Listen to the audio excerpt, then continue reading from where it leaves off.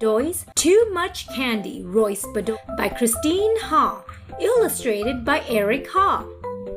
Can we have candy? You may each have one. Yay!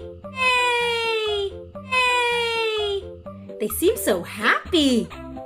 Of course, candy is always so yummy. Let me have one, Royce Bedoys. I hope he's going to share.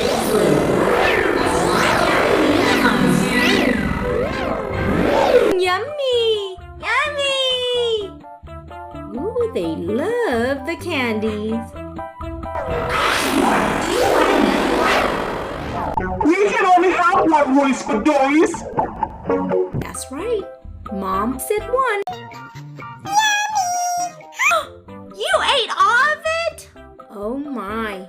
He opened all the candy wrappers and ate it all by himself. That's not good, Royce Bedoys. Owie! My teeth hurt. Uh-oh. I think he ate too much candies. I'm telling Mommy. No, don't tell her. Owie, owie, owie, ow, ow, ow, ow, ow, ow, ow, ow, ow.